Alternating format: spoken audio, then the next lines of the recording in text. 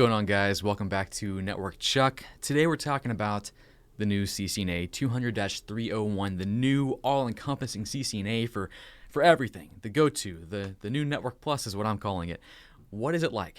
I've got Mr. Jeremy Chara on the channel. Jeremy, go ahead and say hello. Hello, everybody. How's things going? It's good to be with you this evening. Yes, it is. We're here to talk about the CCNA exam, which Chuck and I last week both took the CCNA exam just to go through the experience. We already have our CCNA. I know when I posted the video that I did to YouTube saying here's kind of my general feel of the exam, I got a bunch of people that are like, I can't believe, like, yeah, I love people, but people are just, when you get people online, they're like, I just want to be like vindictive. So they're like, I can't believe after all this time you don't have a CCNA, Jeremy. And the answer is yes, I do have a CCNA. But I take the exam every single time it revs to make sure that the training that we create at CBT Nuggets is dead on, right? So, and I don't know about you, but like when I take the CCNA now, I'm always scared I'm going to fail it because I'm like, I shouldn't fail the CCNA, but you never know what's going to be on that thing. So it's like, no matter how good you might be. Totally. Well, that's the funny thing is I should, I'm at a CCIE level. I should feel no trepidation, but I do because again, I would characterize myself as not the best test taker. So I always say when you're working on the exam, half of it is like, can you do well in exam environments? The other half is, do you actually know the knowledge? So Chuck, why don't, as we're restarting after our Echo disaster when we first started, why don't you frame it? Let's frame it really quick. What are we expecting to do here?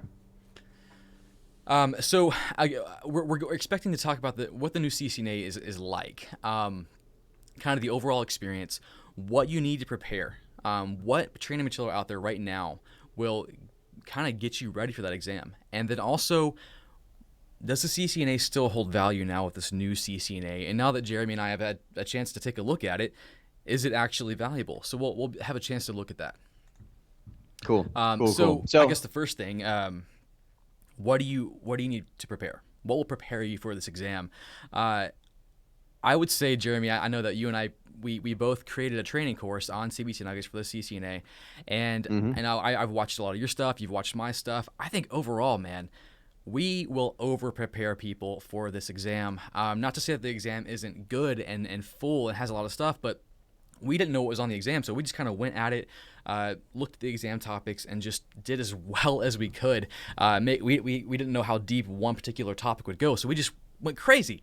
And I think our course will get people pretty close. And then I know, like, I look at Wendell Odom's books and Todd Lamley's books. I think they're all extremely detailed, and they cover more than you need for the exam. What's your take on that, Jeremy? Yeah, that's a good point. I think that going through the exam, so first off, I want to make sure I preface this for everybody that's listening. And I know some of you are gonna be like, yeah, you're right on. Some of you are gonna be like, what are you talking about? But once you know something, it is impossible. Almost impossible. I'm not going to say it's impossible, but it's almost impossible to know what it feels like to not know something, right? So when I'm in the exam environment, and Chuck, you're the same way. When you're in the exam environment, you're going through all the questions. You're like, okay, next. It's easy to walk away and be like, you guys will have no problem with that exam, because obviously when you already know all this stuff, it's impossible to know what it's like to not know it. So when I first got my CCNA was back in 1999, I want to say maybe 2000, right on that cusp. It was like Y2K land. So again, to put myself back in the mindset of like, okay, OSI model, new thing. What is it like? I'm like, it's impossible. So with that preface, I will say, compared to the previous versions of the exam, I think that this version is probably easier to study for if you're a book studier. Meaning that if you're someone who can just study books, remember information, like flashcards are your thing, like okay, you see this, would you remember that? Do you see this, you remember that? Like that's the feel of this new exam. I'm not I recorded, Chuck. I watched a video that I did when I first took the exam. I literally came home that same day, put on some headphones, and I'm like, guys, here's what the exam is. I listened to that again, and I was like, I felt like I was being pretty negative. Like, I think people would walk away from that being like, oh, it's a bad exam. It's not a bad exam. It's just an exam that's not as rich. You know what I mean, Chuck? Like. Mm-hmm. When I say the word rich, like I think of like a gourmet dinner, like cutting a steak. You look, it's still kind of pinkish, but it like it's just rich, and that's the previous version of the old one. This one was more like, okay, do you know it? Do you know it? Do you know it? What now? Again, I'm one test experience. What was your feel? That was very much my experience. I know people throw out the term trivia. And that's kind of what the exam felt like. You'll have these trivia questions where we had a lot of those questions where it's like, hey, there's this one minute fact that you'll maybe never see, but you have to know this. It felt like it was trying to trick you, I guess, in a way. And then to your point, yes, just a lot of material they just want you to know and memorize. And whereas previous exams were more, I guess previous exams were more hands-on and tested more of your how you could actually perform in the workplace. Not to say that CCNA won't reflect what you do in the workplace, but I felt like the exam previously had that feel, whereas this one felt more like just a quiz. I guess a quiz. Yeah. And I felt like school. Matter of fact, it's funny. I saw Bill chatted in there. He said he passed the Network Plus last week. So first off, congrats, Bill. Well done on that. Yes, congrats, Bill. But that's what it kind of felt like to me. I've taken both Network Plus and CCNA, and I used to describe to people, they're like, what's the difference? Which should I go for? I'm like, well, Network Plus is going to be more facts and figures. Like, do you understand like vendor, like not so much how to configure it, but do you get concepts of networking? Whereas Cisco is a lot more like you're going to build a network in that exam. I can't say that anymore. Like I'm more of like, it's still Cisco specific. You're still iOS commands and stuff like that. But so my exam. So again, the number of questions doesn't violate anything NDA. My exam was 102 questions. Mm-hmm. How many was yours? Same? Exactly 102, which is funny because like that's exactly how many the Devnet Associate was, which I took for the previous week. 102 dead on. So my theory, here's my theory as I was driving away. I'm like, why 102? I have a feeling there's two questions that aren't worth anything. I don't know if you ever knew that, but exams have questions that aren't worth anything if they're testing a new question or like they're just seeing how it works. So I'm guessing like 100 of those questions, all of them 1 point each, like 1 point. Like there was, I have to admit, Chuck, I didn't go as deep into your automation stuff on the CBT stuff as I should have. So there was, I mean, they threw out stuff on, like, there was like, actually, whoa, I almost totally violated NDA. Right. But theoretically speaking, there was some questions on there that were like drag and drop, and there was some I'm like, I don't know. I'm literally just drag and dropping, stuff, to keep it NDA approved, right? And I'm like, man, I hope that one doesn't come back and hit me and hit the next button. And literally, I mean, I don't want to say I smoked the exam, but I did pretty darn good for hitting some of those. Like, so here's my theory is that every question is 1 point because they all have that same kind of feel to them. There's nothing that's really like, wow, I really need to spend, like back in the old exam, like the simulations, like if you just skip the simulations, you're guaranteed to fail. Like that was rest in peace. You're not passing that exam because the simulations were heavily weighted. And also, so for people who don't know what the CCNA is like at all, previous or now, what were the simulations like? Oh, asking me. Yeah. So simulations. So I was about to. Well, to be honest, I haven't taken the CCNA since 2013, so this is my first go around in a while. So you would know more than I would. Yeah. So the simulation, that's where the richness came in. Like that's why I was always, we'll talk about labs in just a second because you and I just did a big conversation on what kind of lab is better.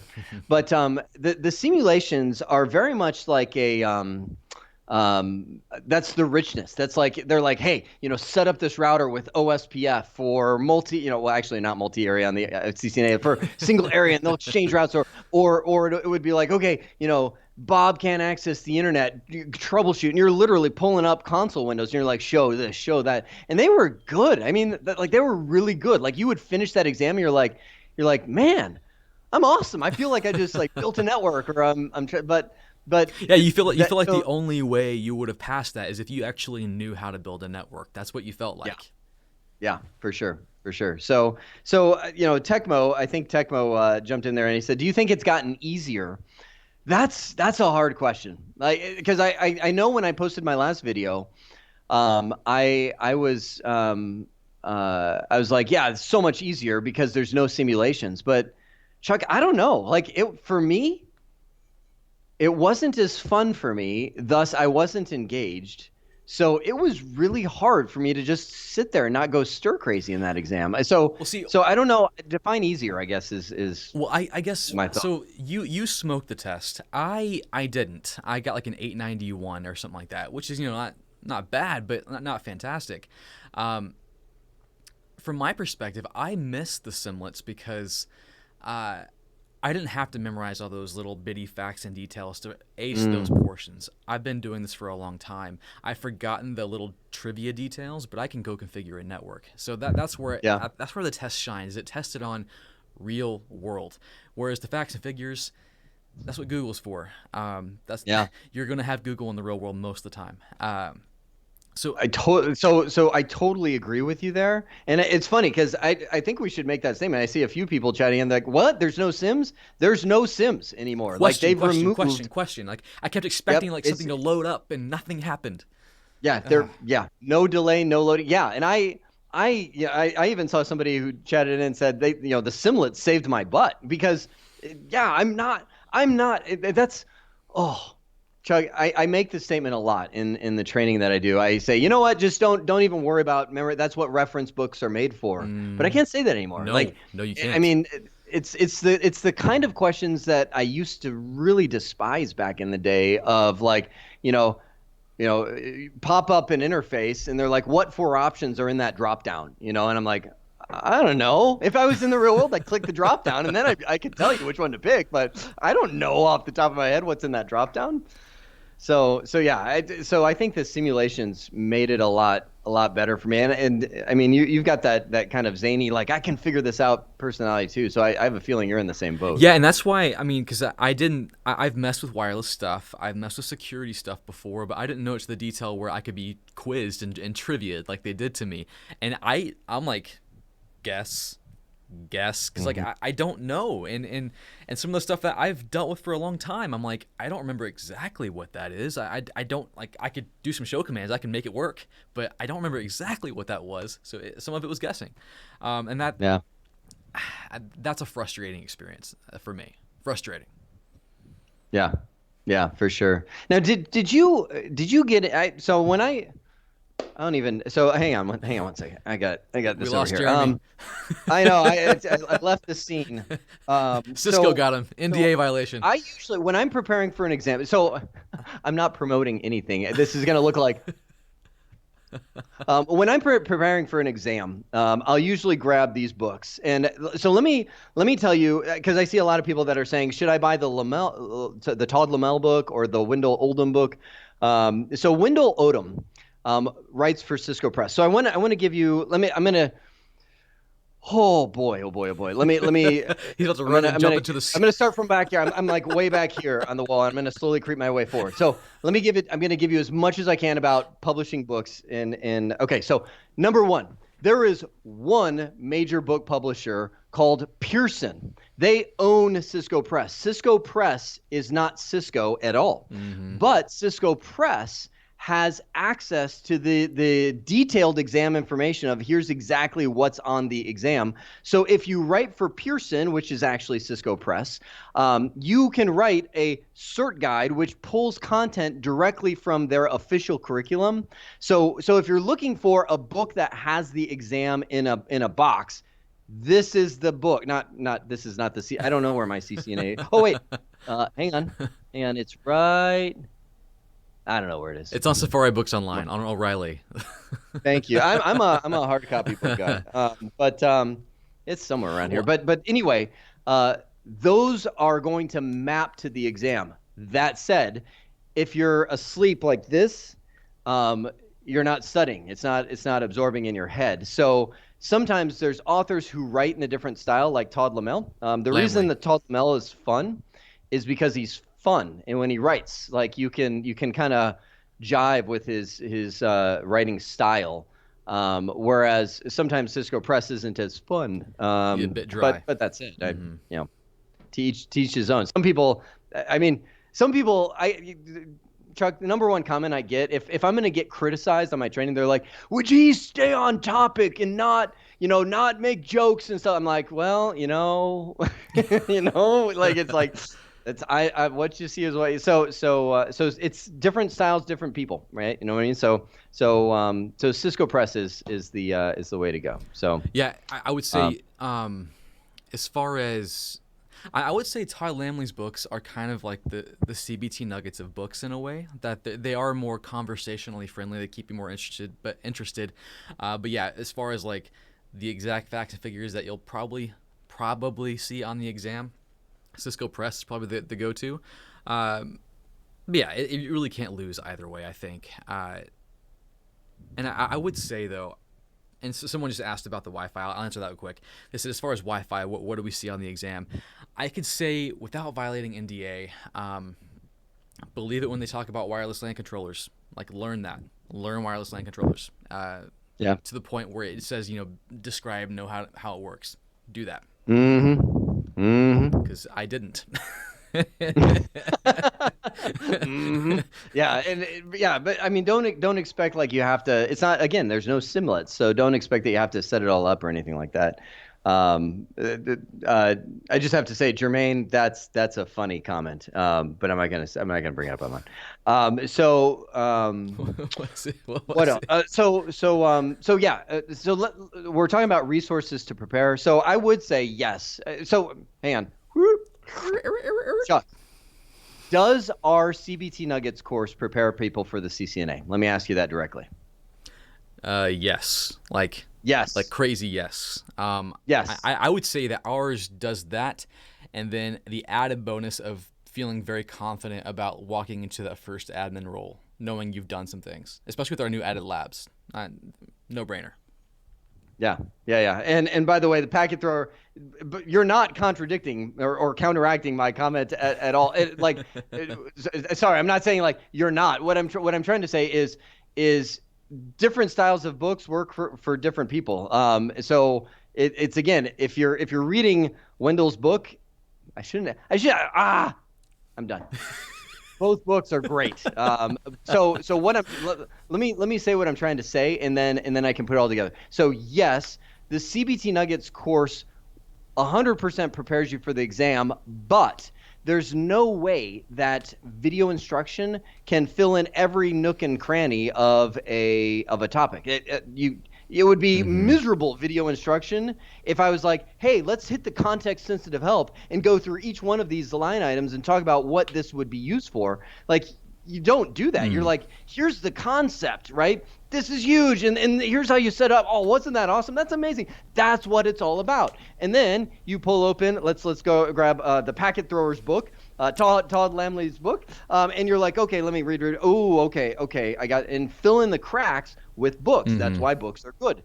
But that's, again, by combining the two. Same thing with the lab. You're not going to really know what show commands output means if you don't have a router where you're doing some show commands and testing stuff out and trying and breaking stuff. So it's the trifecta: video instruction, awesome to just, embed it in your mind, make it fun, make it interesting, get the concepts, book, fill in the cracks, labs to make it real. You know what I mean? Yeah. And that's where I'm like after taking this exam, I'm like, you could pass without a lab, but it wouldn't be real.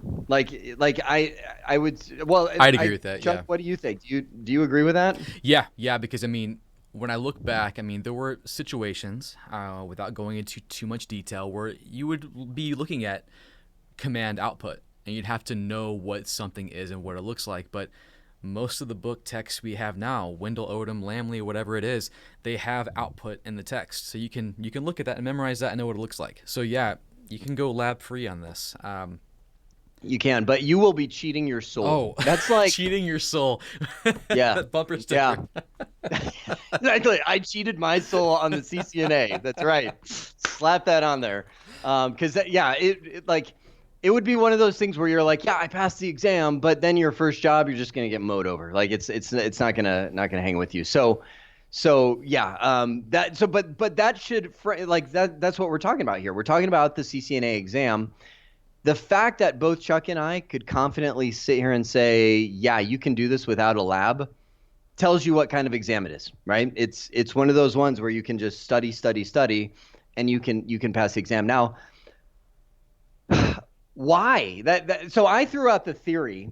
It's funny because I threw out the theory when I reviewed the exam on my YouTube channel. I said I think they did it this way because of brain dumps. But I had so many people counter. They're like, well, a simlet is harder to brain dump than quite. And I'm like, I don't know. So I don't know why Cisco did what they did. I think I know why. Ooh, I'm curious. As you were saying it, I cracked it, so you're welcome. Mm. I remember when they came out with the new cert program. One of the ways you can recertify yourself as part of the continuing education or whatever, so you can recertify your CCNP when that expires. One of the methods is you can go to Cisco Live or wherever, and you can help write test questions. And writing a valid test question. Whoa! Say that again. Yes, so you can help write test questions for the certification exams, and that will give you points to help you recertify your current exams.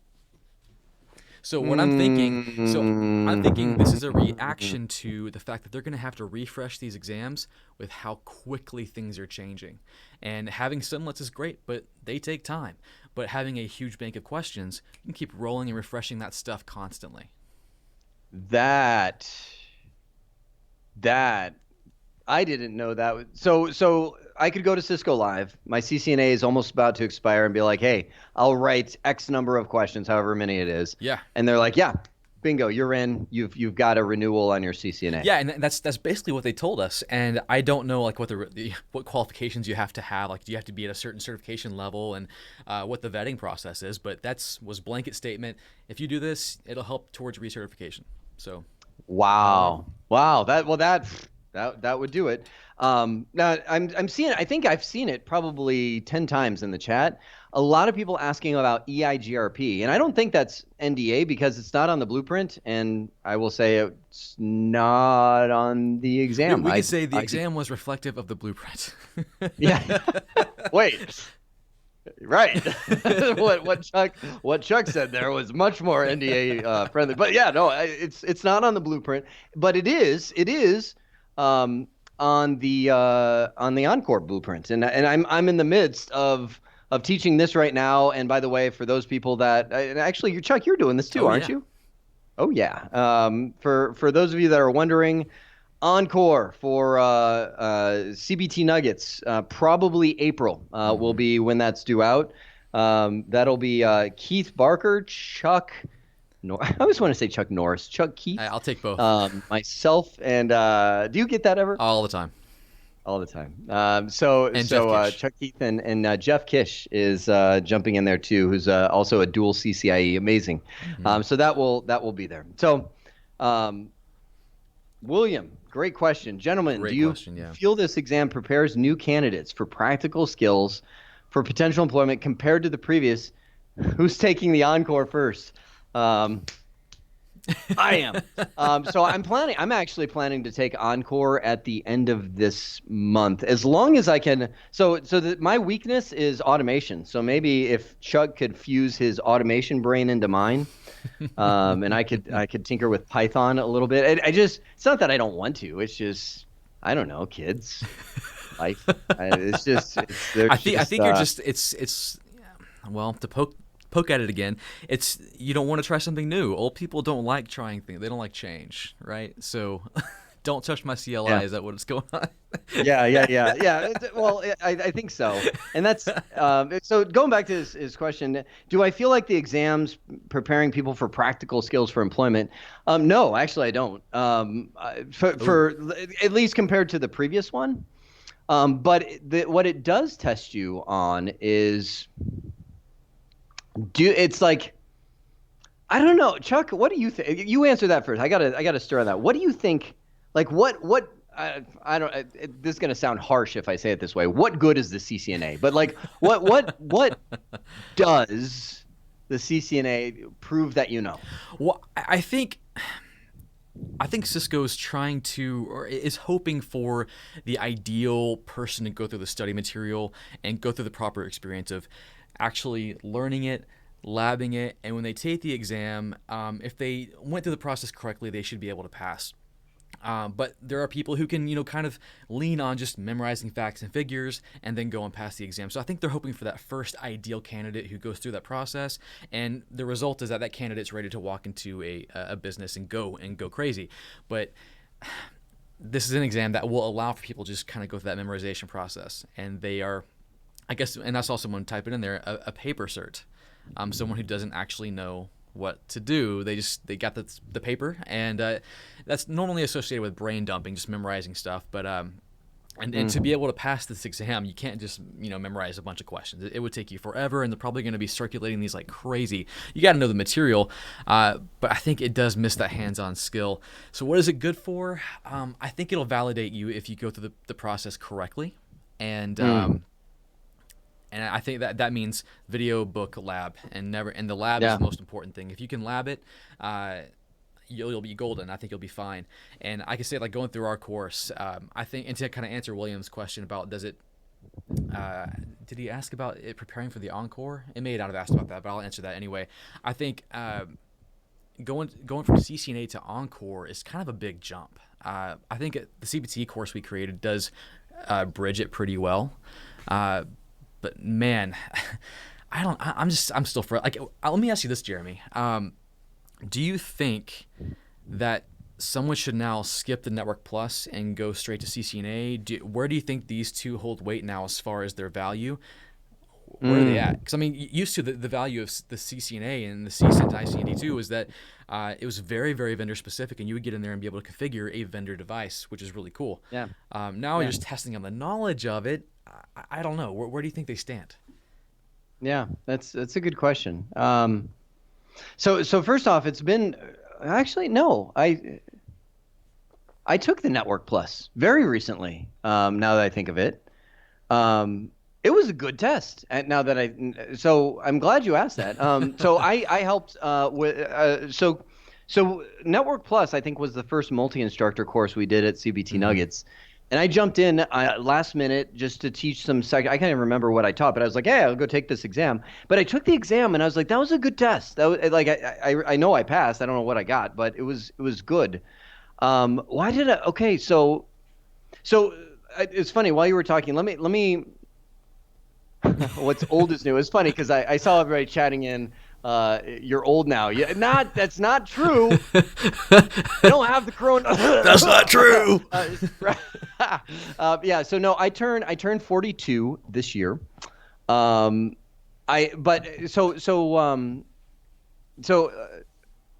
there's so many. So right there, it's like not just a fork. There's like so many different tangents I could go off of. So let me go down the I'm old track really quick. No, I'm not old. Because it's not like so. Here's what happens. People get done with college, right? So track 2. I went to college for computer science. I learned C++. I learned programming. I know if-then loops to no end. So when it's like, okay, I just don't want to get into Python. It's not because I'm like, oh, I can't learn that. I'm like, I can learn that, man. I can prove learn that. it. But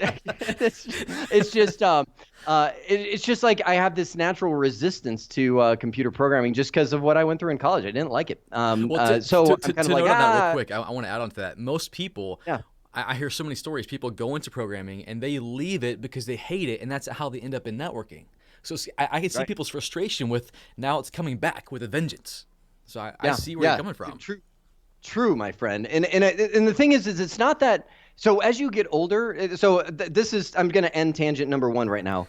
As you get older, it's not that you can't learn. It's just that when you stop learning, so much harder to get started again. It's just like working out, right? It's like if you stop working out, you end up overweight. It's just hard. There's like I've gotten there, to where I've stopped doing my morning run and things like that, and I'm like, oh, like to get started again, it's just like, it's just hard, you know what I mean? And so it's the same thing with learning. If you stop, so my point is, don't stop learning, and it won't be hard. So yeah, I've got so now let me back to so I got CCNA. So little known fact. Here's trivia for you. I got CCNA and CCNP certified back in 1999, 2000. I can't remember when, in 1 month, all the certifications. Wow. And then the next month, I went for my first attempt on the CCIE, and I got crushed. So, so here's what's happened, and this is where I'm like, what's old is new again. It's almost like, bell bottoms, cool now, they're in, or I don't know if they're in, but they kind of cycle. So Cisco has cycled almost back to where I was when I first took it. I got my CCNA and CCNP back in 2000, but here's what I want to tell you: it had value even back then, even when it was a paper search. That's when it was. If the fact that I could pass it in a month, all the certifications, going from like I know Novell and Microsoft to I know everything about Cisco in 1 month, that tells you there's a gap there, but it still had a lot of value. I will say that employers were looking for them because they get discounts on Cisco equipment. They move up in their partner level. So it's not the don't hear us say, because this exam is multiple choice and there's no simulate, oh well, it doesn't have value now. That it's almost like divide that. The value of getting the certification is radically different than whether or not there's simulates and whether it's a real world test or not. Does that make sense, Chuck? Yeah. Especially given the history, because like many people, many companies, they're gonna still think of the CCNA as just the CCNA and all the respect it's had over the last, well, according to you, like 20 years. Gosh, that's a long time. But yeah, I mean, just because we have a new CCNA and it's a new exam and it has all these new questions doesn't mean anything. The CCNA still has a ton of respect and a ton of value, and the CCNA is only as valuable as the people who desire people to have it. As long as people are looking to hire you, if you have it, it's extremely valuable, and that hasn't changed. And that I don't see that changing in the near future at all. And I don't see a reason why it would. Yeah, because it still tests you and verifies you on that knowledge. I think our main concern with it, and without dogging on it too much, but our main concern was that it wasn't fun, and we love it so much we want to have fun with it, and it wasn't a fun experience. Yeah, that I think is. And it's funny, just you saying that, Chuck, really solidified it for me. I think the reason I didn't like the exam is not because it wasn't a good exam. It's because it just wasn't fun. It was like the exams of yesteryear. Like when you and also realize that finishing the exam and passing, there's kind of the relief of like, I don't feel foolish, but it's not like, I mean, like it had no bearing on our life. You know what I mean? Like, Chuck, you are already a CCNA. I'm already a CCNA. So passing the exam again. So it's like there was no reward. There was no fun of doing the simulations, of configuring stuff and feeling like that was cool. So yeah, that's a good summary of it. And I'm honestly I'm frustrated with the entire test taking process because it hasn't changed at all. And like you said earlier, we've actually taken a step back. And I'm just when I gave the explanation as to why I think they might have done it, I mean, that makes sense, but it's still frustrating. And I mentioned this on my channel before, but I took the AZ-103 exam for the Microsoft Azure Cloud. That is not like Cisco's exams at all. It is so incredibly, like, to this day, my most favorite exam.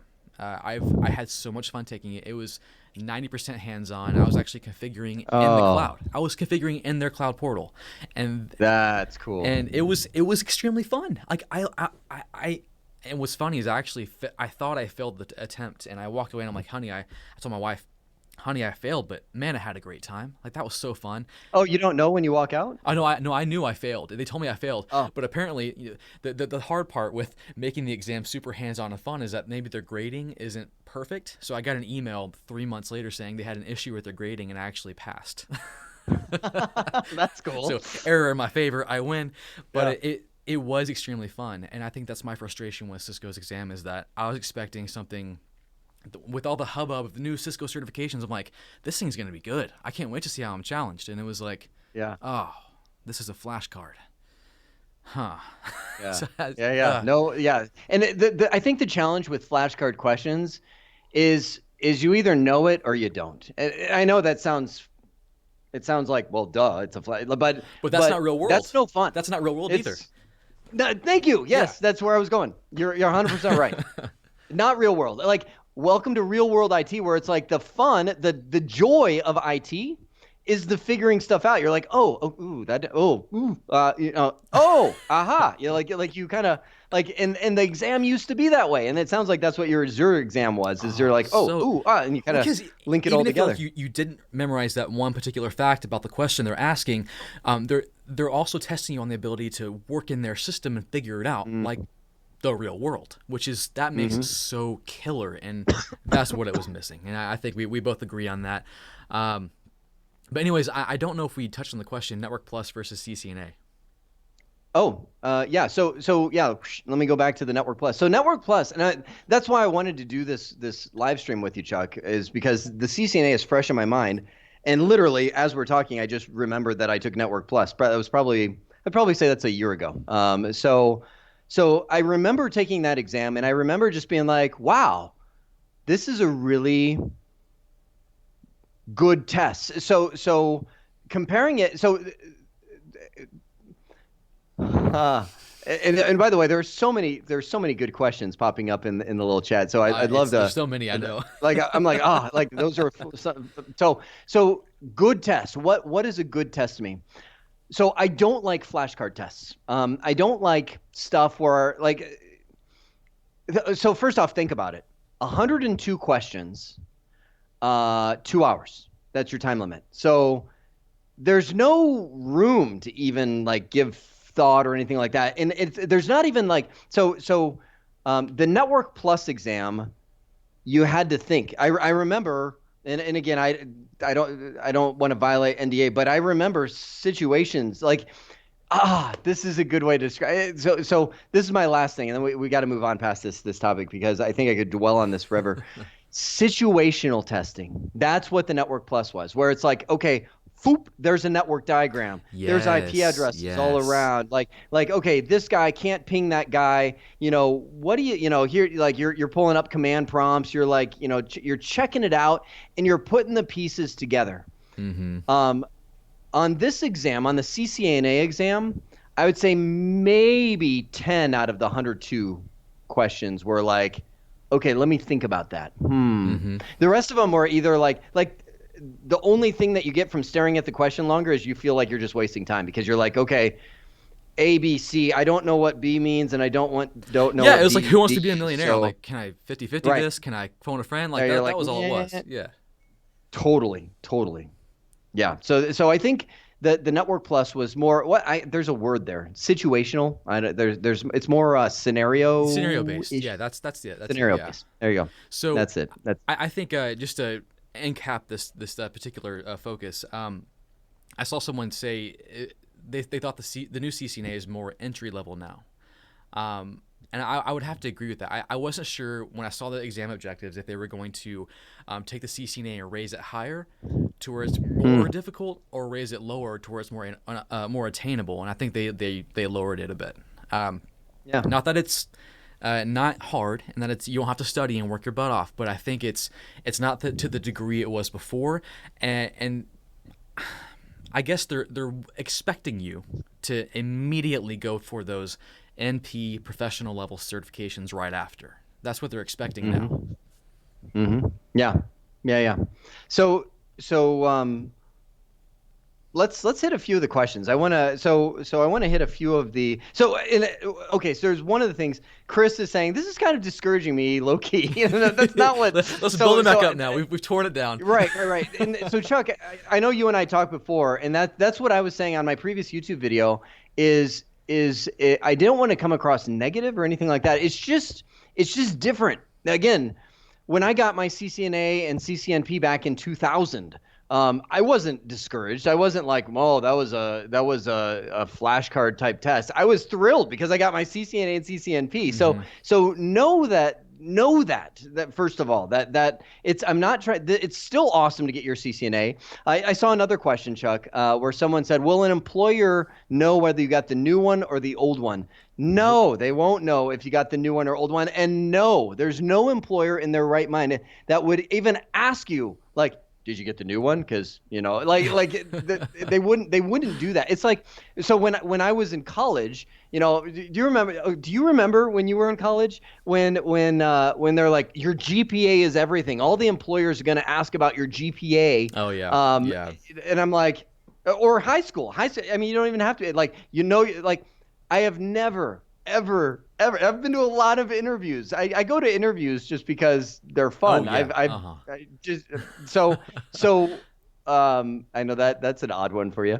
But nobody asks you your GPA. They're like, did you get it or did you not get it? Like that's the only question. So yeah, I'm done with my little rant. So Chris, sorry, I'm totally not meaning to be discouraging or anything like that. It's still a valuable cert. People will still respect it, and it's going to be amazing when you get it.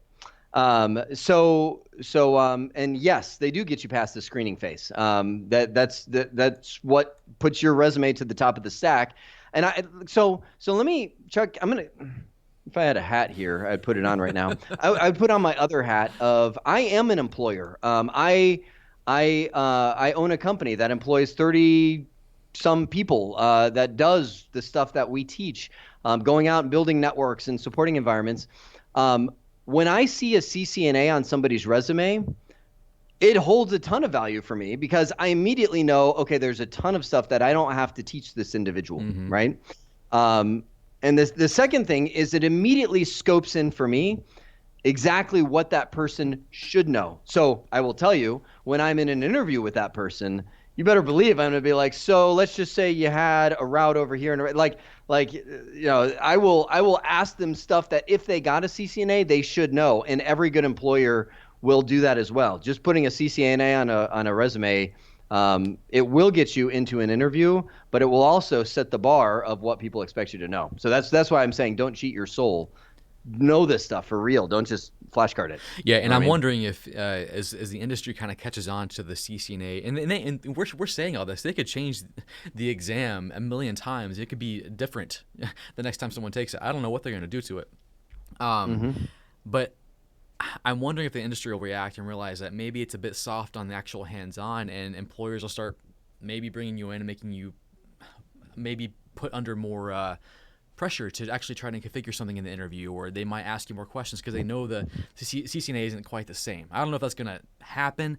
It'll be slow if it does, but to go back to what you said, though, I think, yeah, the CCNA is still extremely valuable. I know for me, when I was hiring people, when I saw CCNA, when I saw that they had it was current and they had maybe gotten it in the past year or 2 years, it told me a lot about who they were. It told me, like, first of all, I know the process they had to go through to get that CCNA. They either brain dumped it, which I would find out real quick, or they went through the process of having to self-study, be a self-starter, or go through a class or whatever, and figure things out. And I know that those skills that you use to get the CCNA are skills I'm looking for people who come on into the workplace, and they're going to have to figure things out from day to day. And that's what I look for. Yeah, some of these, you guys are asking some questions in here that are so good. I'm just jotting them down because I have a feeling we won't get through them all. By the way, Chuck, I just want to make sure time wise. So I'm in Pacific time now. I've got another 40 minutes or so. How are you doing on time? I'm good, dude. We can stay here all night. So you're the timer. This is good. This is good, guys. Let's do this. I would love to just hang out with you guys and talk through.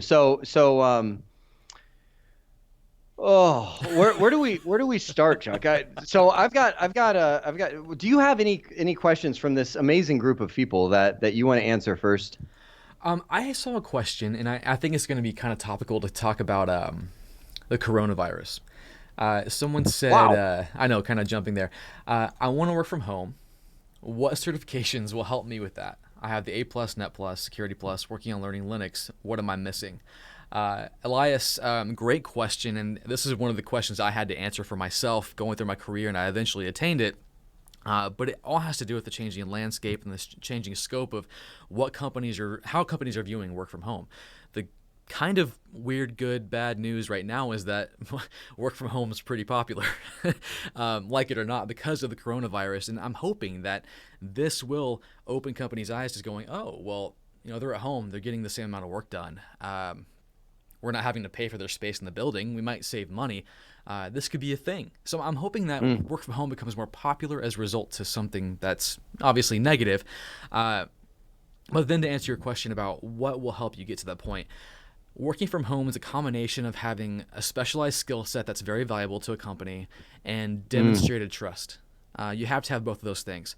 You have to have a skill that's valuable that you could be poached by other companies. And that means not just going after a bunch of, you have a great resume so far with the A+, Net+, Security+. What I would advise is going deeper into a technology and really specializing in something there. And that makes you valuable. That makes them want to keep you around. And then you have kind of leverage where you can say, hey, I've been doing this and that. I've been demonstrating trust with you guys. You let me work from home maybe 1 day a week. Let's build it up to 2 days a week, 3 days a week. And before you know it, you're doing it full time. It's a process. And then some companies might just be awesome and say, after the whole coronavirus thing, we saw our employees loved it and we made a ton of money saving money from that. So let's go for it. It's just an interesting debate and battle, but that's my 2 cents. Jeremy, I don't know if you have an opinion on work from home. Yeah, I do. And I also, Greg, don't worry. I wrote down your question. You were the first one. You won't get a job without experience. That's coming next. You guys are funny, by the way. If you guys see me just suddenly crack up on the video, I'm just reading your little comments there. You guys are hilarious. What was that? The human malware versus coronavirus. You gotta stop reading those questions. Sorry, Chuck. So the working from home. So you are 100% right. Specialized skill. I actually wrote down what you said because those are both good. And trust. Let me say it from again. I can flip that hat on from being an employer because a lot of people want to work from home. Mm-hmm. So as a business owner, there's only I get nervous allowing people to work from home, which is funny because back when I was an employee, I was like, work from home. I want to work from home all the time. That was my thing. The reason why is because I have worked from home for a long time, and I know what can happen purposefully and non-purposefully. So let me flip it from the employer's perspective and tell you why a partial work from home is a good thing, right? So here, and I'll say it's a win for the employee and the win for the employer as well. So as an employer, the people that work from home are the people that can be cogs in the wheel. And what I mean by that is when I look to hire somebody that's a sole work from home, I'm like, there's something that I've created that you can produce. And that is all. I don't really care what you contribute to my culture. I don't really care what you contribute to the company as a whole, other than you being a cog in the wheel. And that sounds so demoralizing and demeaning. That's not what I mean. Some of the work from home people is like without that cog, the wheel falls off. You know what I mean? So we need those cogs, but it's usually a skill set that I'm like, okay, but if that person were to go, I would replace them because they are providing some skill that I don't need them otherwise. I don't know if that makes sense, right? So that's why I always go for the partial work from home. The partial work from home, one, from the employer's perspective, is you're still part of the culture. You can still contribute. You can participate in meetings. Your personality can shine, that kind of thing. Whereas a work from home, you're like, you might be, anyway, on that side. So the second thing it does is save the grass is greener approach. Because I will tell you, working from home has its drawbacks. It does. Big time. Huge. There's times where you're just like, I'm just trying to get this done. Your spouse is coming in. They're like, I'm just having a bad day. Or you're sitting out there and you're like, oh, I'm just gonna mow the lawn real quick because it's just like you're like, I'll just make up for it later. But then later, like, Oh my there's no. gosh. People, So, but I had, to be honest, when I first started working from home full time, I had like a crisis on my hands because I went from having just focused time. I take a break, get some coffee in the break room, come back, everyone else is working around me. It's fantastic. Being at home, super hard. You have right. to be super disciplined to get yourself to that mode. Oh my Yeah. gosh. Yeah. So yeah, I could go on and on. Thank you. I'm actually glad you jumped in there, Chuck, because I could just go on and on of the two. So big picture, the partial. I don't know why I keep doing this. It's like this, like work from home, work in the office. Hook 'em horns. That yeah. Oh God. So it's the best of both worlds. You can still stay connected to the team. You can still be a member. You can manage people more effectively, et cetera, in the office, but still, have the benefits of working from home, which there are huge benefits of working from home. So that obviously we're off the CCNA path, but let's jump in. I'm really, because I have thoughts on this, but Chuck, I'd love to hear yours. You won't get the job without experience. Greg, I think, kept bringing that up. No other preface. What do you think? I think that, I try to put myself in the shoes of the employer. And I think if I'm trying to hire somebody, of course I'm going to put on there, I want experience. And if I can find someone who has experience over someone who doesn't, I'm going to hire that person most likely just on paper, right? And then I put myself back in the shoes of, I'm trying to get a job. I just got my CCNA. I don't have any experience, and everyone wants experience. What do I do? I think in that situation, it's obviously hard, and it doesn't seem fair. But you have to put yourself in the employer's shoes. But what I would do is do everything I could to either create experience for yourself, and that means volunteering. Little known thing, you can go to churches, and if you go to a church, you attend a congregation, you can help out with their tech stuff. You can say, hey, I want to volunteer, I want to help out. There's nonprofits and everything that need help with tech, so you can find ways to kind of get yourself in there.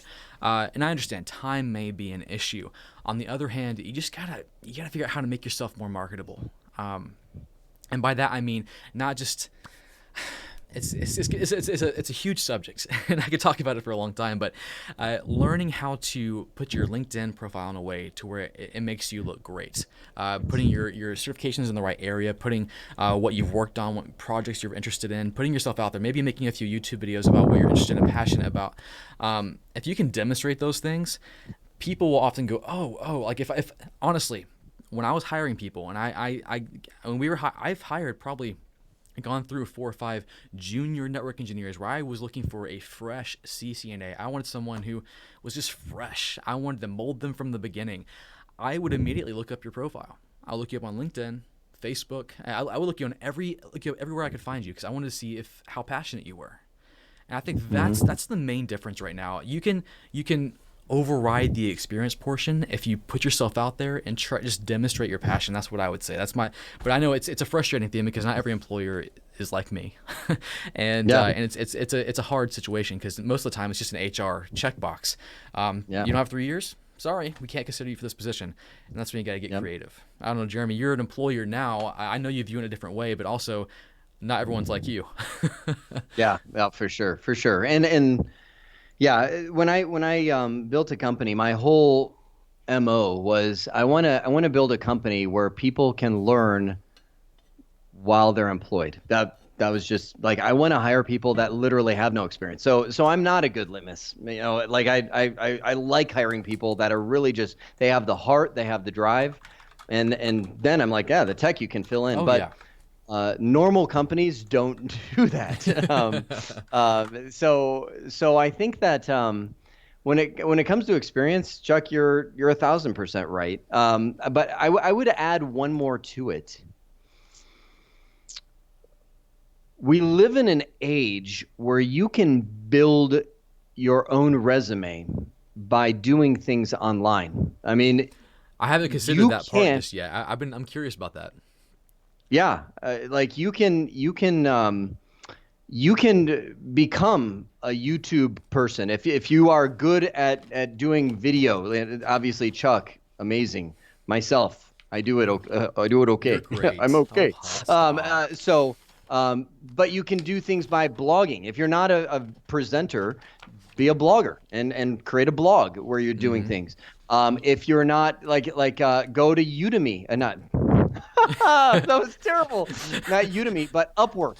I've just been watching go to people CBT Nuggets, then go to Upwork. Thank you. Like go to CBT Nuggets' biggest competitor and do things. That was so dumb.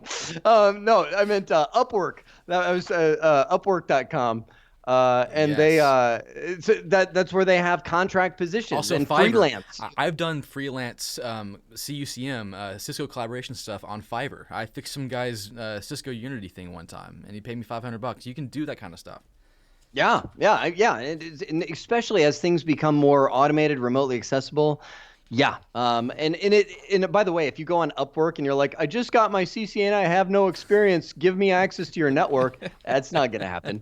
But there are small things that you can do. Again, just small jobs that you can do, and that what you can look at and be honest with people. Be like, hey, I'm not necessarily a web developer, but I'd love to try, and I'll do it for $1 an hour. Or so. I mean, just be dumb on that and make it a no-brainer for them. So you can literally build yourself online to where, and so when I'm saying build your resume online, I'm not talking literally like Microsoft Word Online or something. I'm talking about you can gain experience doing things online, collaborating with people, things like that. I mean, so and you're so right on that, because I've built my career by being on YouTube, and I don't know if people actually know this, but you're the one who found my YouTube channel and got me on at CBT Nuggets, which this speaks for itself, doesn't it? Yep. I'm an Actually, example. that it's funny. I didn't even put one and one together there. By the way, that's how I know Network Chuck. How long ago was that? Like 2 years ago. It was 2017. I found one yeah. of his YouTube videos. I reached out to him on Twitter and was like, "Hey, you seem to be the kind of personality that we could use over at CBT. You ever think about applying?" And back then, you remember what it was like back then. You were like, "Oh my gosh, Jeremy Chara just spoke to me on Twitter, right?" Yeah. And I'm like, "No, we're all human, right?" I was and before fangirling long, hardcore. so yeah, I mean, it's literally through the stuff that Chuck did online that he ended up getting a job, and doing a lot of what he's doing today. So yeah, enough said on that. And I also want to add to this too. What we're saying here, what you're saying, Jeremy, is so important now, because companies are starting to look for that. Cisco even has their IT blog awards now that they have, where they'll award some of the best blogs out there. And I know some of the categories they have is like the best certification journey. And they reward people if they start the certification journey and they blog about it, document the process. You could be on that winner chart, and that's getting your resume in front of a lot of people. Also, the networking portion, and not the plugging things in, but plugging things in, like getting involved with people. If you get involved with communities, get on LinkedIn. If you offer help, if you get into my Discord and help out with people, there are opportunities like crazy. It really excelling in IT, or really any industry, truly is about who you know. It really is. I can't tell you how many jobs I've just had to turn down because, like, hey, I've got this job over here. I'm pretty happy here, and that happens all the time because it's all about who you know. So start building relationships. You know what you just made me think of?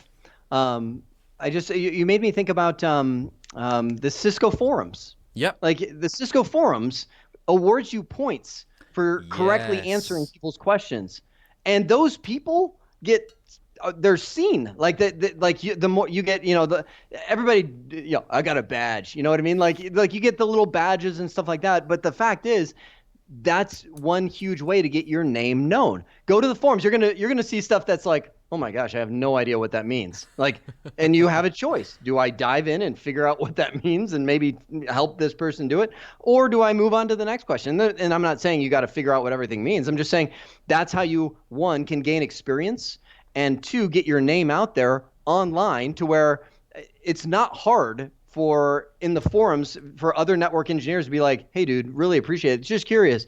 Who are you? Where are you? Like go to the people's profiles, figure out where their location is, and be like, oh, I'm in Georgia too. I don't know if you've got that's how people get jobs. That is totally. And how people also get there jobs. are the Cisco users groups. that I know they have them all over the country in the U.S. I don't know about internationally, but I know there's one in DFW here.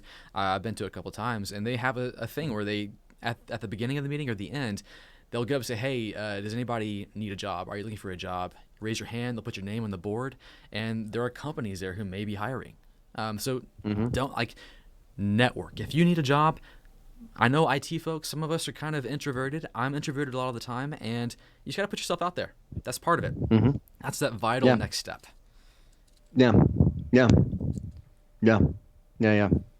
You, like everything you say, Chuck, I'm like, oh, there's like I have to. I'm like, oh. So first off, Fernando, huge point. Oh, by the way, Matt, call out to him. Thank you for that. Matt. Fernando, LinkedIn is 100% amazing at getting you a job. It is truly amazing. And don't give up. Don't get discouraged. Just be, LinkedIn.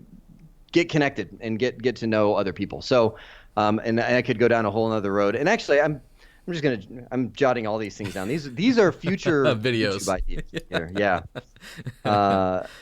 Does LinkedIn work? Yes, it does. And let me tell you why. Let me count the 1,000 ways. Now I'm curious. Someone said unemployed CCNA here. Oh, I'd love to talk with you. I'd love to find out how we can. So more on that later. I don't know, Chuck. I'm too scattered. Help me focus. What do you think? What should we talk about right now? Well, I do want to add one little. I know we've been talking about the whole job thing for a while, but LinkedIn, it is such a undervalued social network right now, and it's going to become more and more valuable in the next, I think, year or 2 years. Not just for people looking for jobs, but for larger social aspects. But if you get your stake in there now, if you start getting there and posting blogs, content on LinkedIn, you're going to do very well. And especially with the way we have acclaim badges for our certifications and how they just are immediately added to our LinkedIn. We have that instant verification. It's huge now. And it's crazy what you can do now to set yourself apart. And I hate it when I meet someone and I'm like, oh, you're in IT too? Awesome. Let's talk. We'll exchange information. I look them up on LinkedIn, and there's the default like floating head photo, no one there. They don't have any information. I'm like, what? You don't even exist. What are you doing? So if you're watching this right now and your LinkedIn isn't tight, if you don't have your picture up there and demonstrate that you're a person, I don't care if you're wearing a suit and tie, put your head on there, take a selfie right now. People want to know you're a person. And then make it interesting. I mean, if you're nervous about what to type and put on your, I don't know what the decorum is now. If it has to be like that resume speak, well, develop 15 years of writing and. Chuck, I've got to jump in here because I get a lot of applications on LinkedIn, and I will tell you, I got one guy who applied for a job with me, and his LinkedIn photo was literally him on his cell phone taking a picture in the mirror in a public bathroom stall. Like you could see all the stalls behind him. Don't do that. Like I seriously took that profile and I forwarded it to other guys. I'm like, this guy wants to work here. Anyway, if you're watching this, please change your photo. If you're tuned in and you're that guy, oh my goodness, so sorry. Nobody knows it's you, but change that photo. Oh my gosh. So yeah, do the photo like suit and tie, all that kind of stuff. Yeah, but don't you? What I'm trying to say, Chuck, I'm right there. You don't need the suit and tie in today's world. But by golly, use your head. Don't take a photo in a public restroom and be like, just keeping it real. You know, like it's not real. You don't want that reality. If it is real, you don't want that. So anyway. Yeah, I saw Snuffleupagus. It's like, that was me. No, yeah, I'm so sorry for whoever that was, but yeah, I would not hire that man. So anyway, we were talking about the CCNA. It kind of jumped on because obviously the reason we're talking about the CCNA is because it helps you get a job and helps you advance your career beyond the job that you currently have. Yeah, that's what its value is tied to. Yeah, like the CCNA is right. Only valuable for that. So it's totally natural for us to go this direction in the conversation. But I just want to make sure, because we did talk about the CCNA. Is there anything else CCNA wise that you wanted to chat about? Yeah, I have a few things, but guys in the chat, if you have like any specific questions, I know many of you are preparing for it now, and I know I saw some questions like, I just got my CCENT right before Start Apocalypse. How much more do I have to study to be, get prepared for the new CCNA? Or maybe you were halfway through ICND2 and you didn't make the cut, or maybe you failed the CCNA. Now you got this new CCNA ahead of you. What do you have to do to supplement that study? So if you have any questions, we'll look at those in a minute, but I guess we can answer those right now. Yeah. What's your take on that, Jeremy? Because that's kind of a hard question to answer, because the old one was, again, rich and had semblance, and it was fun. This new one, more trivia based, and new topics introduced, some taken away. Well, what's your take on that? What do you think a strategy should be for, I failed my previous CCNA, what do I do with this new one? Yeah. You're right. It is tough. This exam, and I'm running through the questions in my mind. Those 102 grueling questions. Click. Right. So this CCNA, if I were doing a study strategy, so let me say it this way. Back when I got my CCNA originally, CCNA CCNP in 2000. My study strategy was literally those yellow pads. You know what I mean? Like the legal pads, yellow pads. Flip the page over. Yeah, exactly. Page over. And I would go through the book and I'd write down commands and key things. Like it literally, I would fill a yellow pad with the key information from the book. And by the way, the flamethrower, you got. If you want me to put your book up here, you got to send me a copy of Todd Lamel's book. But I literally will go through and I'm like, ooh, like I just flipped this open. Verification of OSPF routes. And I would write down show IP route OSPF.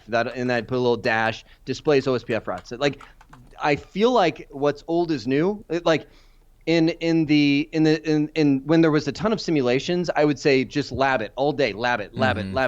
Now I would be like, no, go back to my old way of studying, which is grab a legal pad and highlight, when you come through here and you see like, ooh, key topic or one of those exam tip or whatever, jot that down on the yellow pad. Yeah. Literally, you know what I mean? Like get into the I'm dropping my pens.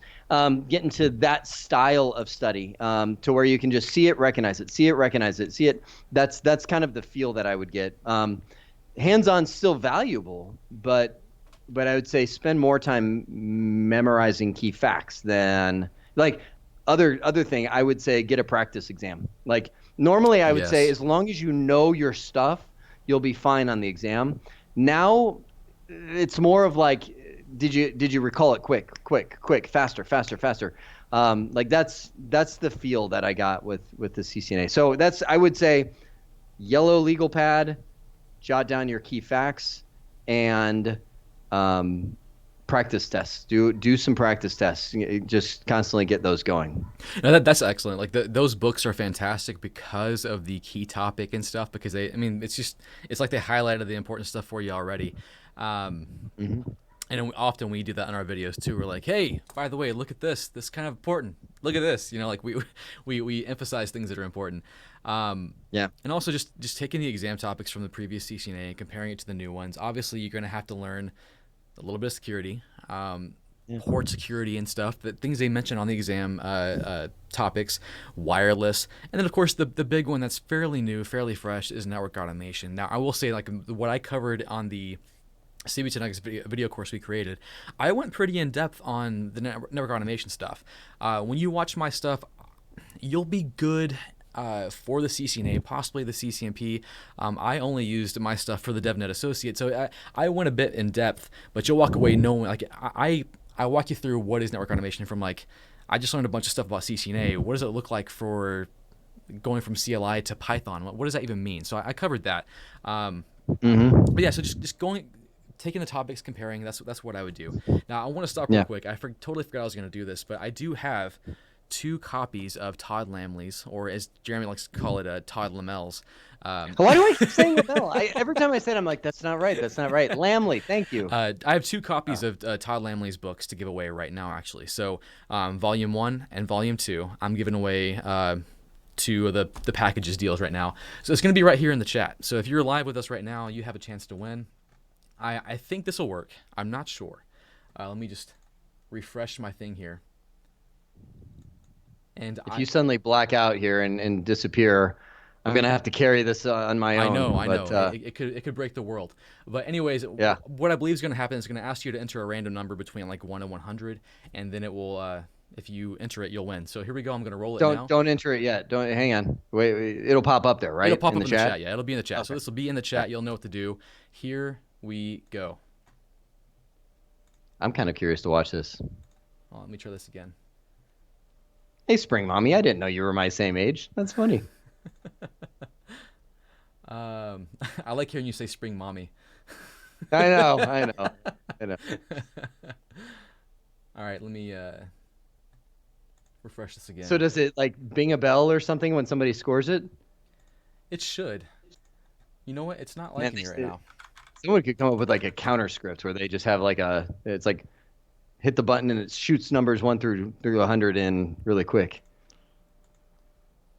Well, of course, as I'm trying to do this now, it's not going to work. Let me actually. There's one more thing I can try real quick. Oh no, that's all right. That's all right. So I'm curious. So what? I know you guys. I can't see any of the questions. It's just numbers shooting up now. But it hasn't happened yet, guys. Come on, relax. Yeah. Stop. One of the I'm really curious because I've been jotting down a lot of your questions as you've been writing because I'm like, man, that would make a great future webinar. I almost want to I want to take away from this from the people that are either looking to get a job or have a job and they want a different job. They're trying to get into technology. I'm hitting my microphone. I would love to know, and Chuck, forgive me. I know this is somewhat off the CCNA topic, but I think I would love to know, what have you tried? I'm curious because I want to do, maybe Chuck, you and I could do something together on just, how to help people that are, they're going after their CCNA. They're trying to break into the technology field. I'd love to know, what have you tried? I think it'll serve two things. One, the people in this chat will see it and obviously be, oh, that's a good idea. But I think it would fuel a lot of our discussion for this next time anyway.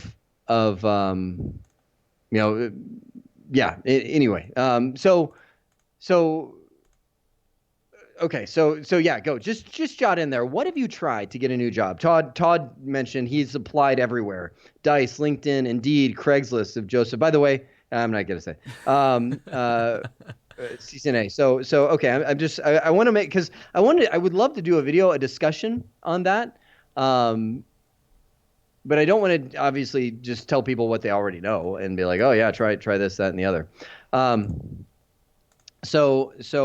Yeah. And by the way, one of the things I will tell you, it's hard. The thing that makes it harder to jump careers when you're older, I know this now, is as you build yourself up and get experience in one career, say, like I was just talking to a guy, this was a couple weeks ago. He worked for Verizon, and he was a cell signal engineer. Like that's what he wild. did. He was like, I would love to jump into IT, but I'm stuck. He's like, I'm making a 6-figure income. I don't like this job anymore. I'm like, I'm stuck. And I said, you've got golden handcuffs. And he's like, exactly. He's like, I'm stuck making plenty of money.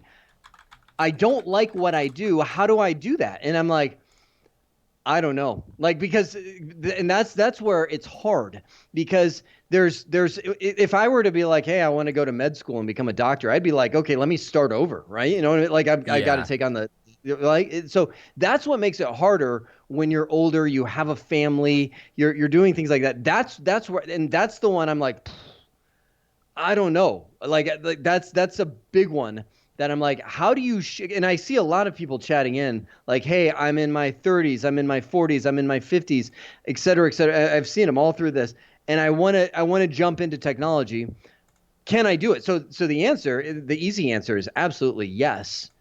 What I don't know is, how do you handle that drop and build back up? like Chuck, I think it would take maybe a year. Yeah. Maybe Well, if you're you have the distinct advantage of not, obviously starting from scratch, because you have what a lot of employers look for. You have experience, and you have yeah. a lot of things that can't be taught but have to be learned over time, and just being a human and being in a career. And that's just learning how to deal with people and having that customer service, or learning how to deal with projects. So like that translates very well into any kind of role in IT. So if you're starting in midlife, you're already winning. But yeah, the problem with you don't have any IT specific experience. And most of the times, I get this question a lot, and most of the time the answer is I know it's a tough answer, but you're gonna have to take a pay cut and step back to an entry level role to then go off and build up. And I know once you start that build up, man, you can really like the earning opportunity is insane. But it's that initial scary thing, the scary drop. So yeah, as far as like how do we address that? How do we help people get past that without making that scary leap? I've thought about that. I don't know if there's like a program we could possibly create, or some kind of thing where we can help people get experience without being. I don't know. I wish there were better ideas right now, and possibly in the chat we'll see some. But the things we mentioned, and I think so. I think as you were talking, some of the things you said, Chuck, made me think. One of the things that I think will and I'm watching the chat, and I'm seeing a couple other key points. You guys are great, by the way. One of the things that will help you unbelievably is what's typically called soft skills. Your ability to network with people, and that is something that can be learned in a huge way. Surprise of the day, personality profile wise. My personality is actually skewed way over on the introvert side. I am an extreme introvert. As a matter of fact, when I did premarital counseling, that was one of the biggest like warning signs. Is they're like, you're an extreme introvert, and your wife or soon to be wife, is an extreme extrovert. How are you going to work that out? And of course you're like, oh, I don't want to work, but it's hard. Like, I'm like, so introvert, just like if I could do a whole session on just introvert, extrovert. It doesn't mean you don't like people. It doesn't. It means that you struggle when you're in situations with people, one-on-one, one on a group, or in group settings. You're at a party. Like, I'm the worst partier. I'll go to a party and I'll just be like, I'm looking for that one person that I can talk to, because I'm not a big like, hey, how's it going, man? Hey, like, so. Yeah, you and I. So back when I did classroom training, I would never go to lunch with my students because they'd realize just how lame I was. Like when I would, like, I'm like, yeah, I'm not. So my point in telling you all this is, as I became a business owner, as I became a manager, as I grew in those things, I had to force myself into uncomfortable conversations, uncomfortable situations, and just give it a whirl. And that's I think how you can bridge that gap. That's where I'm going. I'm landing the plane there. Is I find so many people, Chuck, and you know this is true. I find so many people that ended up in an amazing career because they knew somebody who is willing to roll the dice. And once they put them in that situation, then you're just like, flourish, right? So if you're making, let's just say, $60,000 a year at this job, it's not unheard of to know somebody to get that soft skill thing going, right? And Chuck, what's happening? What's the context? So I figured out a different way to do the contest, and they caught on real quick, and now they're entering. Oh, okay. That's hilarious. I'm like something blew up with the chat. So the you guys my are so point smart, is by the way. through that soft skills networking, that's, I think, how you could bridge that leap. And that would be a great topic. Is how do you? And I can speak from an extreme introvert perspective. How did I make that leap of? I would still not call myself an extrovert, but I would say if I were to take the personality profile nowadays, I think a lot of the previous Jeremy would be just fear, fear of X, and I don't want to. Anyway, I'm off the beaten path. So just thinking out loud how to bridge that gap for career changers that are older. I mean, and we've talked about this before, but I'm very much the same way as you. Anyone would assume that both of us are very extremely extroverted, but we're actually extremely introverted in a lot of cases. And when I'm at like Cisco Live or something, I have to recharge my batteries on like a 2-hour basis because I almost die dealing with everyone. So yeah, it's figuring out how to help people make that transition. And you're saying that building soft skills across industries and putting yourself out there is a possible bridge or gateway to them making that leap. Yeah. Interesting. Okay. Yeah, I'm just watching the contest chat things. You blew up the chat. I Chuck. know. We had such good questions coming in, and all of a sudden, you're just like, contest. No. I know. So I'm just going to jot down so I remember it. Soft skills for introverts, because I can speak a lot to that. So, okay. So that said, we're about 3 minutes till I have to book it. I don't know if you want to hang out afterwards, but or is there any last things that you wanted to do? So the contest will end here. The contest is going to end in about 6 minutes. Now you're stuck. Sorry, I dude. know. So I'm stuck. You can leave. Let me see if we have maybe one last question we can answer. Let me see. It's going to be nearly impossible to find any other question in this thing. Yeah. And just so you know, I just saw somebody chat in, you should create internships at your company, Jeremy. So here's what I found out. I had people literally that contacted me on LinkedIn, and they're like, I would work for you for free. And I said, let's do it. And so I brought them in, and I was like, okay. And they did. And I found out later, because of good old laws, you can't do that. You can't actually employ somebody and pay them nothing. Even if you say this is an internship program, if you require them to be at, like, it doesn't work. But yes, I'm trying to figure out a way to do that without having the government come and tell me I can't do that. So anyway, yes. And I think that's what people are. I'm not saying missing, but maybe haven't thought of that. That's a great way to get experience, offering to work for free. Now that sounds insane, and I know a lot of people maybe are not in that position, but maybe it could be an after hours gig. Maybe just saying, hey, I need some experience. I will do whatever you want me to do. Right. I will hold the server up as you're screwing it into the rack. Like, I'll be that guy for you if you can just show me what you're doing. That's what I did. I mean, I was on the help desk. I was a peon and nothing, and I'm like, can I on maintenance weekend when you guys go rack up stuff and do things? Can I just come? Can I shadow you? Yeah. I'm not getting paid overtime. I want to learn. And that not immediately, but like within months, it was noticed, and I was rewarded for that process. So taking that risk, putting yourself out there, is extremely valuable. And the whole offer, like, I'll work for you for free. I know if you guys know who Gary Vaynerchuk is, I know Jeremy. I turned you on to Gary V. That's one of his biggest pieces of it. I mean, if you don't know who he is, look him up on YouTube. He'll get you fired up and want you to. You'll get your CCNA tomorrow. And you'll end up cursing like a sailor, but it's just a side effect. Just don't watch it with your kids. It's not that bad. I feel like we're painting it to be extremely bad. It's not that bad. But one of his things is, like, if you want to excel and get far, you kind of have to do things that are a little bit that maybe seem crazy. And maybe you have to work harder than other people. You have to do things that other people aren't doing, but knowing that it'll lead to a huge opportunity or a big reward. You can't think 1 or 2 months ahead. You have to think maybe a year or even 2 or 5 years ahead with that mindset, and that's where you win.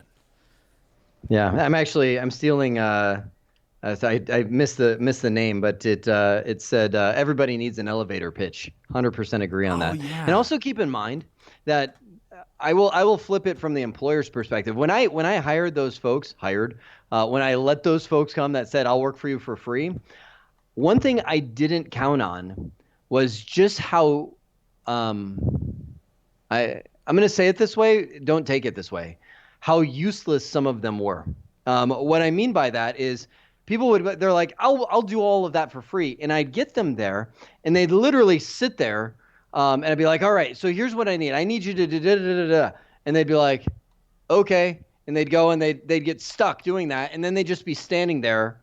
And I'm like, and I'd walk up and be like, what are you doing? And they're like, I don't know.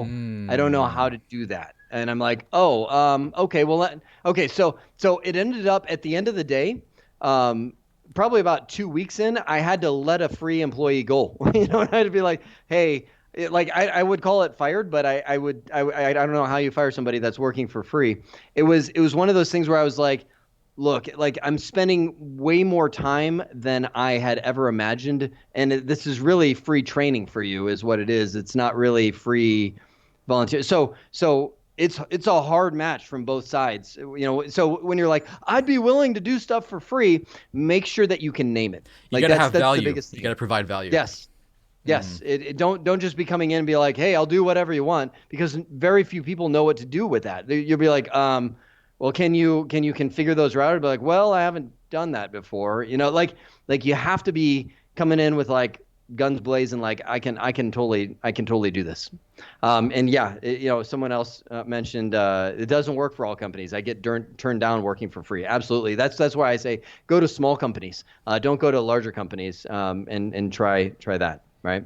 Yeah, and that's I always tell people that's the sweet spot of where you want to start your career, is those small to medium-sized businesses, because they're not small enough to where they'll be using like off-brand switches like Dell. No, they're not off-brand, but they're not Cisco.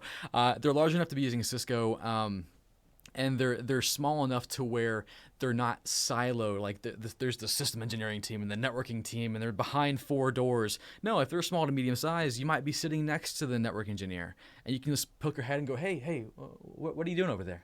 Like you can. Yeah. There's so much opportunity to learn, grow, cross train.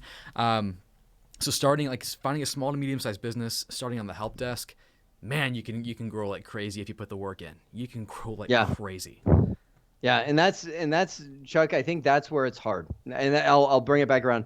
That's where it's hard for people that are older in an established career that want to change, is to go to a help desk and drop from, we'll just say 70 or 80 or 60 to 30, you know, to kind of build their way back up, or, you know, to 20, 24, you know, whatever it is at the help desk. That's hard. That's hard for people. So that's why I think it's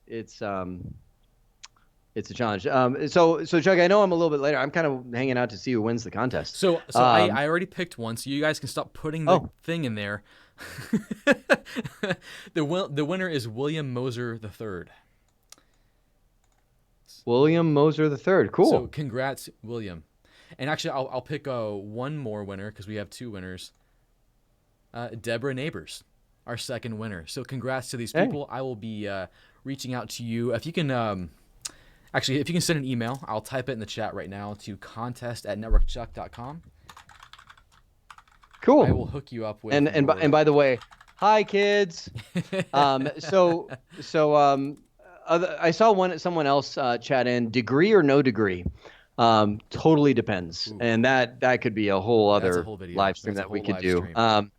For people know me as the guy who hates college, and that's not what I am. That's what I am.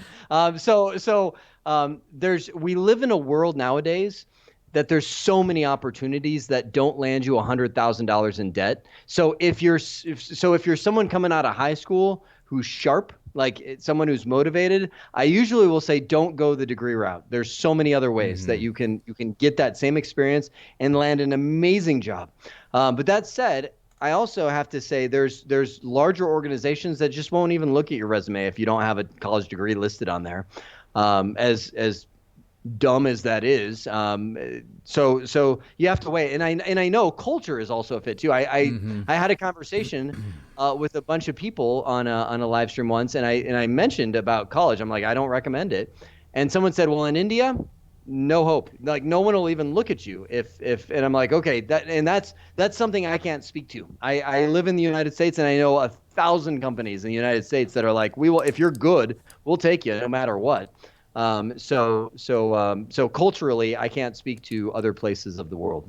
So So that's the best thing I can say on that. Yeah, and to add to that real quick, I know we're kind of running short on time. Jeremy's got to get to his racquetball game. Yes. I know that the culture shift over here in the U.S. is leaning towards no degree. We're seeing more and more larger companies, Facebook, Google, the trendy ones saying no degree. I think as people are looking for more and more top talent, that's going to mean looking for people without degrees. Because right now it's been ingrained in us since birth, and even still now, you have to get a degree. You have to get a degree. You have to get a degree. Like, you can't be successful without a degree. But now that we're seeing top talent without degrees, it's going to become more and more common. So, yeah, Jeremy and I are in the same boat here. If you can help it, steer clear. If you're in a culture where it's required, obviously you got to go for that. And but here in the U.S., I don't see a reason for it. I don't. And then Dean Murray had one last question. We'll answer that one last question. He said he attended a Cisco Academy, or I guess a Cisco NetAcad program. He has a NetAcad login for the previous CCNA exam. Are the study lessons and courses stuff still relevant? Yeah. Yeah. I would totally say. So honestly, Chuck, I'm going to say something brave. I'm just running through it in my head. I think if people take your network automation stuff at CBT Nuggets, they could have literally taken the old CCNA content and been just fine. Like, it's the new CCNA is, and I'm searching myself here, and maybe the wireless controller stuff a little bit, but the new CCNA is essentially all of the old stuff plus automation. Like, that's how I would summarize it. So yeah, I would say that your Network Academy login is totally valuable for study questions and contents. Just make sure you add the automation stuff to it, and then there's not. I don't think there was a ton of automation. There's some, but not. There definitely wasn't a ton, which is why I gave the asterisk. When you watch my stuff, you go to the exam, you're going to see a very small amount of that. Yeah. And you're still going to win either way. But yeah. It's, as far as I would agree with the conclusion you come to, that the previous Cisco study resources out there, overkill for the exam now, really, honestly, because obviously we've got EIGRP and stuff in the previous study material. But yeah, I think it's overkill for a lot of the things you're going to hit on the new CCNA, and you're just missing automation. Wireless and security, there are some things that aren't on the previous. Maybe just like kind of review the wireless LAN controller and stuff. That's all new. But yeah, I would agree with that completely. Yeah.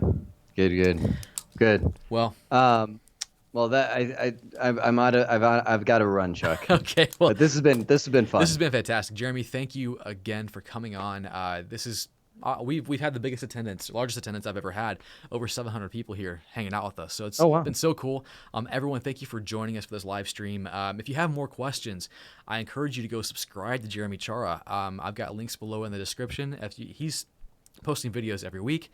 Drop a question on one of his videos, or when he goes live, hang out with him. Yeah. So yeah, go subscribe to him right now. What are you waiting for? And again, if you have other questions, you want to drop a comment here on this video, that's cool too. We'll get to those as well. So anyways, guys, that's about it. I could ramble on forever, but we do have to end this at some point. And we'll do that now. Yes, I hope this has been informative for you. And I'd like to thank you. I'd like to thank you for viewing. We almost had that.